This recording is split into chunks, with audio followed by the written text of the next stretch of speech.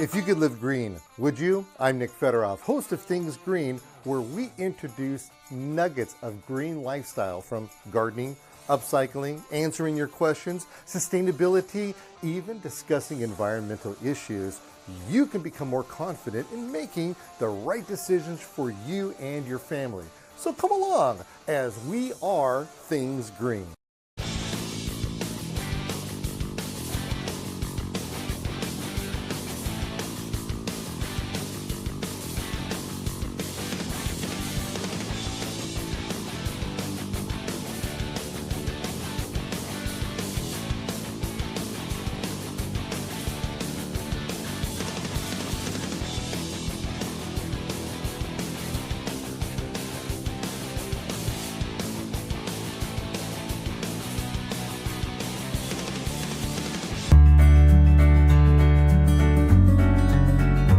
One of the really neat things about living in Southern California is that we have the most unusual weather conditions. Typically, it's just one weather condition, and that is just very nice. And what's really fascinating about it is that we can actually grow plants at times of the year that most people can't grow plants. You see, there's something that's called the USDA zone map, and people use that thing as if it is the gospel. But you know what? If you go on their website, they'll even say, hey, this is just an idea of what the weather could be like in your yard. So that being said, I am a big fan of what is called microclimates, and these microclimates are super important on so many different levels, because we can grow stuff usually during the time of year where most people across the country, they may have 14 feet of snow out of the yard.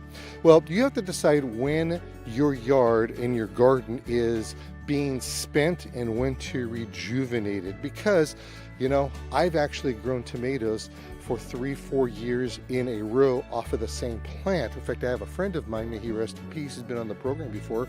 He actually had tomatoes that were growing, I think, 12 to 15 years, same exact plant. So it is possible to do these kind of things. Now, does that mean the plant is going to be uber awesome all the time? Not necessarily, but it is something that we can put in our arsenal to know that, you know, maybe if this plant is in this perfect environmental or micro environmental condition, it's going to work for us. So today what we're going to do is kind of look around in this garden. You have to decide whether it's winter, spring, summer, and fall, and whether or not we're going to pull a plant out or we're going to leave it. So let's look at that first thing right now. How do you know when a plant is supposed to be pulled out? It's going to give you a lot of different types of indications. Probably the first thing would be this right here. It's dying. But if you get a close-up of right here, you're going to see that even though the plant is really toasty up here, see how toasty that is? You have over here, we got brand new growth on here, and we've got flowers coming out of the plant. Now this right here is a snap pea, and these snap peas really did well. In fact, I don't see any snap peas left on the plant right now. But what I would do with this one is I would just do what we call a root pruning, and we'd come in here and just pull the plant out just like this. So we're going to take and yank this whole thing out. Whoa! I guess I should make sure everything's in place first before I do that. But we'll take and we'll pull this out, and we could either let the soil rest, or we can or we could just replant. Now, one of the really neat things about these snap peas is that because they're in the legume family, they actually put nitrogen into the soil. It's a fascinating thing. As a matter of fact, we're going to talk about some corn in a bit, and there's this process that's called the Three Sisters, where the Native Americans would plant a corn, a legume, and also a squash plant, and they all work in symbiotic relationship with each other. It is really pretty cool. Okay, so beneath here we have some carrots, and these carrots are actually pretty cool because look, this is how you can tell that they're ready to be. But these are actually, they should have been picked a long time ago. But can you see the crown on these things? Look how they start coming out like this. So let's see if we can pull that out. Ooh, I left half of it in there. Now, what's the real fascinating thing? There we go. That's a pretty one. By the way, all the parts are edible on this carrot. You could eat the leaves, you could eat this, you can, I would kind of wash it off first. But look how neat that is. If you have a nice soil, see these are breaking because, see look at right next to it, and it's a little itty bitty tiny one. Carrots actually had their color bred out of them. Carrots are not, they're not exactly orange. They come in purple. They come in reds, they come in blues, they come in all different types of colors. So you can get these mixes. Look at this, is a perfect one. Isn't that nice? Now, you look at this. This is kind of interesting. See how this is growing like this? And we have to remember that this is a root plant. That's why there's roots on the sides over here. You don't normally see that when you go to the market because they scuff them up a bit. But you notice how this is kind of angling off right here? That means that right here, it came up and there was a rock right here. And so it started to shoot off in the other direction. That's actually kind of fun. But we have a lot of carrots that are going to be harvested. I'm leaving half of them in there. That means they're really rooted in this. Oh, look at this. This one's a monster. Let's see if I can get this one out. Oh, I felt it break in there. Nope. Oh, yes. This is what makes gardening so worth it. You know why? Because this little itty bitty thing, what's up, Doc? This thing right here, you ever see a carrot seed before? It is so tiny, it's ridiculous how small it is. But anyway, isn't that fun? You can grow carrots, and they're so simple, and if you have a sandy soil, this one right here is more of this is a rich, well-draining soil, but regardless, it's really kind of fun, and Mrs. Things Green is gonna take these and cook these up, and we're gonna give some of these things. This is like caviar for the chickens. All right, let's go to something that's also kind of fun. And I got to get this out of the way for camera dude because he's going to end up tripping. Okay, so we have squash. There's a lot of squash that's right here. And oddly enough, this is only 2 plants. Look how big this whole thing is. Just 2 plants. The leaves on this thing were actually kind of cool because they were huge. In fact, this was a typical size leaf, maybe on the smaller side too. Look at that. Now, I don't know if did you hear that? The leaves of squash are hollow. Now, there's 2 different kind of squash that you can get in the sense of the type of leaves that they have. Some of the stems are what they call spineless. Others have spines. Now, these right here, I believe, are the spineless. Let me see if I can get one over here. Oh, I'll bring one. Let me bring one to you. All right, now check this out. Can you see these little spines on here? These are spines. That hurts. Those hurt. So if you don't want to get all scratched up, you get the spineless variety. Now here, these were all zucchini. Zucchini and squash, they're all in the same family. They're interchangeable names. Don't even worry about that. Now when I pick zucchini, I like them usually around the 6 to 8 inch size. Mrs. Things Green sometimes likes to get them much bigger than that. And then if you're really, really kind of into it, and I don't think why you would take and you can get these real huge ones. So if you come down over here, I'm going to show you something. Can you see this squash right here? Look how big this one is. Now I grew this intentionally, and oh, by the way, I just use a knife and I cut all of my squash this way, and we're going to take it. Oh man, this is a big one. Okay. Some people adore doing stuff like this. I don't, and the only reason why I have this and I allowed it to grow is, for example, for you, and I'm going to show you what we're going to do with these in a second, but stay right there. I have to add that to my collection. Here is, oh, look at this beautiful squash flower. See, so this squash flower right here, by the way, this flower is edible. You can actually pick this out, and it's edible. It's good stuff in there. Fry them up, eat them, put them in salads. So this is the variety that does have, I don't see any more squash on here. So this was 3 plants, 1, 2, 3. This plant, because it was the ones with the spines, they had a little bit smaller plant, a little bit smaller leaves. This one was totally different. This was a crookneck, or is a crookneck. See that? Yeah, that's a small one. That's probably a little bit smaller than I would normally pick, but it's a crookneck because you see how the little neck kind of bends right here? That's how we know that it's a crookneck squash. So anyway, so these right here are really kind of all the way on their way out, which is par for the course over here. But I did want to show you a couple things here with this Rookie Fest. Look at the nasty on here, right? So all this white stuff right here, this is called powdery mildew. Powdery mildew is a fungus, and it inhibits the exchanges of starches and sugars to the sun. Now this particular plant is an old plant, so therefore I'm not too worried about it. The thing is spent, it's going to be cut out, everything will get into being pulled out of here, so I'm not going to worry about it. We'll just let it take over. In fact, we'll pull it out beforehand because these plants really did their due diligence. Now if you come over here, you're going to see this is kind of cool. Like I said, I'm not a big fan of growing these torpedo size like this. This is kind of ridiculous, but there is a reason why I allowed these plants to do this.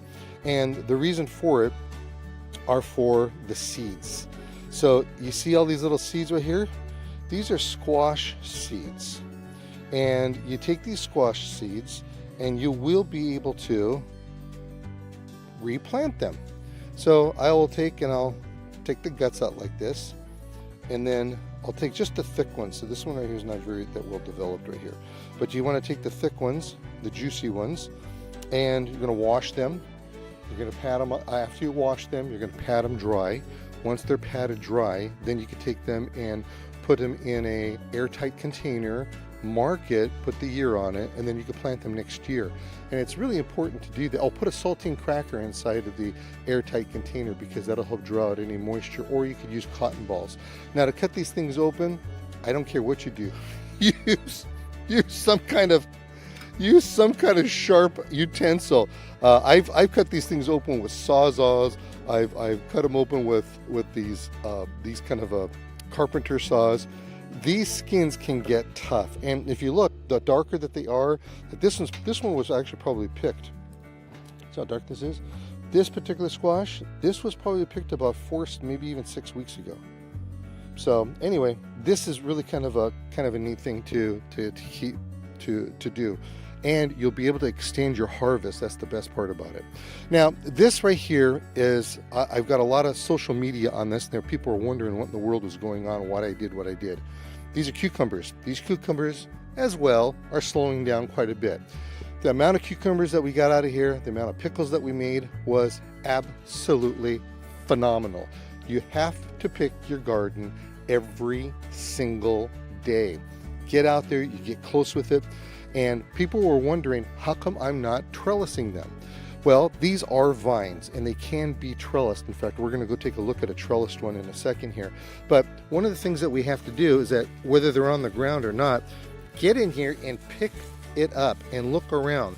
Because when you pick it up, oh, look at this, look at it. Got the mother load. Look at this. I love this. This is what life is all about right here. Oh, I love these. These are nice and small. Again, these are the size that I like. Although these can actually turn into these really big pickle spears, which is kind of cool. And you know what? I don't even wash these when they're out here. You probably should, because there's a lot of fly pollination, especially when you have chickens and dogs and things like that running around. Probably should wash it off, but and this variety, it isn't bitter. It's in poor form to eat and do that. Okay, so we got more that are over here. Look at this. We got more, and if you notice, when I pick them, I like to pick them with a little bit of the stem on there. It helps preserve them for a longer period of time. These are, look at this. This is amazing. They're everywhere. Look at that. Who doesn't want to grow something like this? That's what I love. Anyway, so we're doing this. We're doing really well. Oh, here, check this out. You ever see this before? This is what we call like a ship in a bottle. This is a pickle in a bottle. How are you going to get that out? How did it get in there? I've had people ask me all the time, did you cut off the bottom? I didn't cut off the bottom. You actually grow it in here. What you need to do is find a small, let's see. Oh, here we go. Here we go. See this? So this is a little bit bigger container.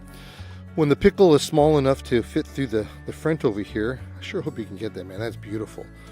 Then what you do is you just put the pickle inside of it, and then I hide it underneath, and it'll actually grow inside. Then what we do, see if I have any more in here. Normally what I do is I keep a couple of extra bottles lying around, and when I see a pickle, I'll put it in. But anyway, isn't that just a lot of fun? A pickle in a bottle.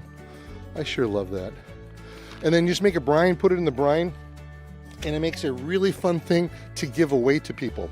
Now we talked about taking these things and growing them on trellises. This right here is what they call a patio variety of a cucumber. It doesn't get much bigger than this. It's small.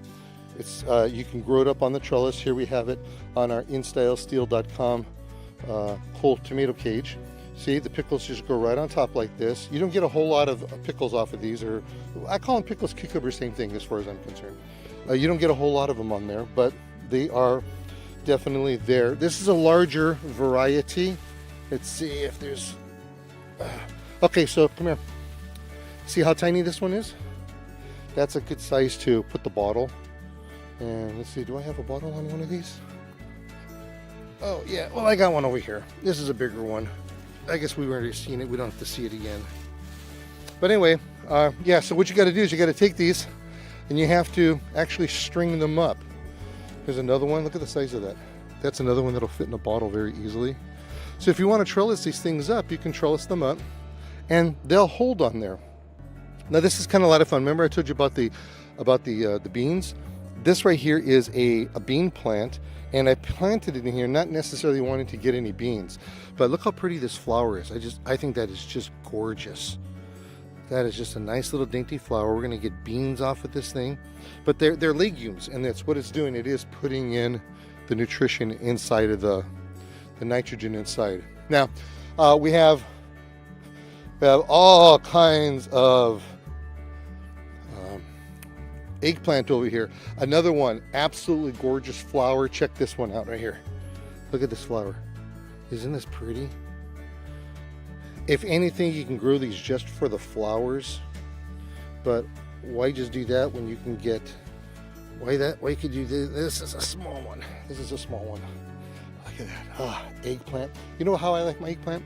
I like to take it, slice it, and then give it an egg dip, and then put it in some panko crumbs, and then air fry it. Oh, I could eat those all day long. So lots of these things. Normally they get quite a bit bigger, and so we're a little bit early on some of these, although we have harvested a ton of these, you know, and there's a couple of different flavors in here too. So you have different colors of them as well. So there's a lot of different flavors, a lot of different cultivars that you can grow. All right, so let's talk about the corn real quick over here. And the corn is pretty fascinating because it is probably hands down the #1 crop that is grown in the United States. It's a beautiful plant to have. And it is the only vegetable that you absolutely 100% have to plant in clumps close together because they have to cross-pollinate with each other. And it's also the only domesticated one. Corn does not grow in the wild any longer. Maize is a different plant than corn. Corn was actually brought in, was hybridized from maize, and it was native of Mexico, and it was a little, actually kind of looked like the tops of these right here, and there was only maybe a few kernels that looked like that were growing on the top of here, and it would kind of look like corn, and anyway they were able to hybridize it off, and to make it different, because there's corn that is used for fuel, for feed, for making flour, for popcorn, for decorative corn. I mean, the list really goes on how many different ways that you can grow the corn and what it does. So corn should be, as I mentioned, planted close to each other. We have corn way over here that died off, and then 6 weeks later we planted some more.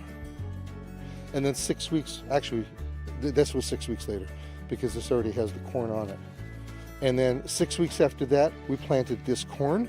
And then we're going to plant some more corn so that you can get a perpetual amount of crops off of these things. Now, picking the corn You know, it's really kind of an interesting thing on picking the corn because they all develop differently at different times in different ways. So usually when the tassels right here start browning out on you, you're going to see that that's when we're going to pick it. Okay. Now, if I feel this, I could tell it's not very thick with the corn in here. Let's see if I can open it up. Let's see here. Yeah, this is underdeveloped. Underdeveloped. So underdeveloped there, either too young or not the right amount of pollination happened over here, but regardless, it's still good. You notice that turns into sugar? You gotta be careful with it. We'll eat that later. All right, so we had that. We had the corn. And lastly, I think what I want to do is share this with you. Have you ever seen how peppers grow? Some peppers grow like at an angle and they'll go downwards. These peppers right here, they grow upwards. It's a little yellow pepper. And look how cute these are. There's hundreds and hundreds of them, and these babies are hot. Now you're gonna think, well, it's not a ghost pepper. No, it's not a ghost pepper, but it's still really hot. These peppers are kind of cool because they are in, the heat is measured on what's called a Scoville scale. And the Scoville scale, it measures on a level from 0 to into the millions. And of course, the ghost peppers are probably one of the most famous. Jalapenos aren't as hot, of course, and it just goes like crazy. And what they do is that they have people that actually test the taste of these. And that's why the numbers on a Scoville scale, you could have something that's maybe between a 2,000 to a 5,000, and that could be your Anaheim chili. Or if it is the jalapeno, you're looking at maybe 8,000 to 10,000. My numbers are off, but I'm just kind of giving you examples here. And it's actually the little pith that's inside there that where you get your heat. Most of the peppers, they come to the outside over here, is not as hot as it would be inside of the pith. Now, I'm not going to open this up. I could already smell it on me. But this right here was a tri plant because I am growing, we've got these little bell peppers on here too. So there was 3 kind of different peppers. Maybe there was just 2. But somebody picked all my peppers, I'm gonna pick this one. Isn't this cute? That's just cute like this. Now, we can harvest the seeds out of these just like we did. Let's see here. Anyway, we could harvest the seeds out of here just like we did with the squash, and we can replant them. The reason why we could replant all these is that these are not plants that are patented. So these little tiny seeds in here, we could take these seeds and we can replant them. So hopefully you can see that, what that looks like. It's kind of cool, huh? Again, we're gonna taste it. I said lastly, we're gonna go lastly over here. These tomatoes are actually kind of cool because these tomatoes, we planted them this year. I have no idea what they are. I have no what variety they are. These seeds were about 15 years old. It took them a long time to get to this point. And now we're starting to see some of the benefits of it. Hands down, look how gnarly this looks. Isn't this disgusting looking? This is going to be the absolute best tasting tomato. This is an heirloom tomato. When you have this cat facing, that's what this is called, cat facing on here. And they're all gnarly looking. You see, those are going to tell you that those are tomatoes which are absolutely perfect for us to eat. They're beautiful plants. They're not the round tomatoes that you're normally used to in the store, because all of those characteristics were taken and they were hybridized out. So when you have an heirloom tomato, that's what you're going to end up going. And that, ladies and gentlemen, is what happens with a garden and the characteristics of the garden. And you have to decide how you're going to take it, whether you're going to grow them in containers or whether you're going to grow them in the ground, you're going to grow them in pots. It's a fascinating world.